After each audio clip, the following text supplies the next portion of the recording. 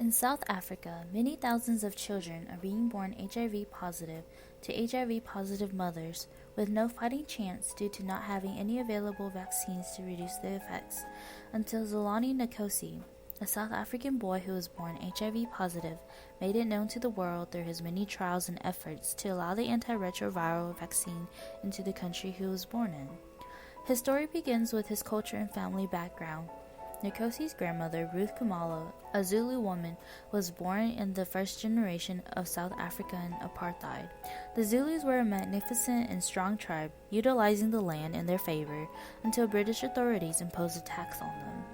As livestock were their basis of economy, few had any money, and therefore the men had to leave the tribe to go find work and send money in to their families in order to avoid imprisonment or fines. In doing so, many of the men left the tribe to seek out work, leaving the women and children behind.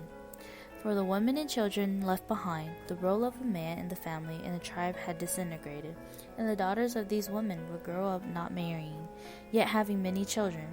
This was the life that Ruth Kamala would know and grow into. Among her many children was Daphne, who, just like Ruth, would come to do the same. A husband was not in her life, but her children were. Mabali, the older daughter, who was born healthy as can be, and Nkosi, who showed the opposite of his sister. All of Ruth's and Daphne's life was known about apartheid.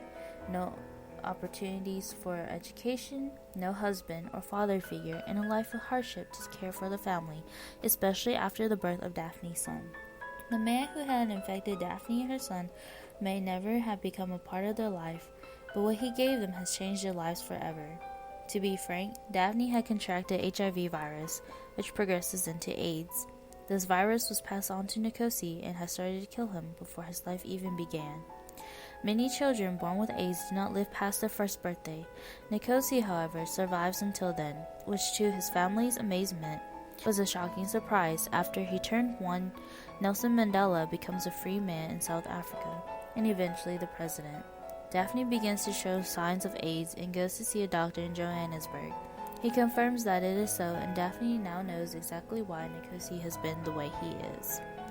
Gail Johnson, a white woman living in South Africa who has what may seem as the perfect life, of no worries, of government laws, making friends, where the next meal will come from, or being kicked out and shunned by society.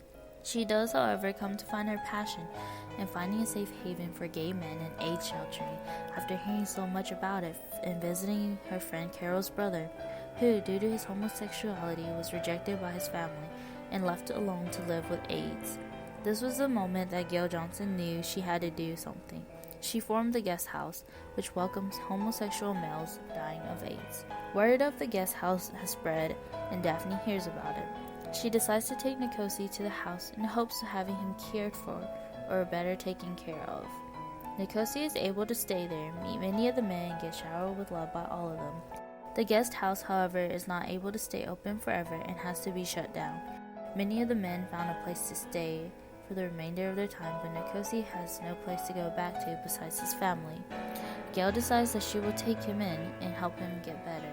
She is able to get Daphne's approval, and from there on, Nkosi has become a part of the Johnson family.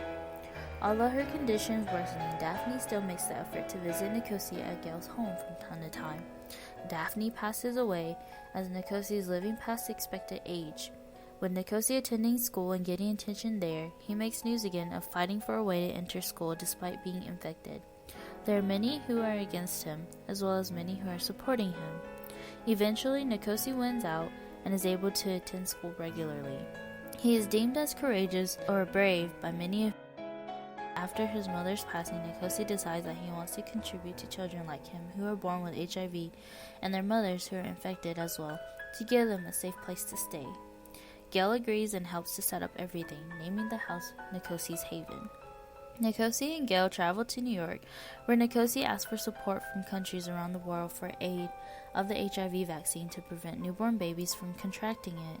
Nkosi is able to move many officials' hearts, but moving their heart isn't enough to get any vaccines into South Africa.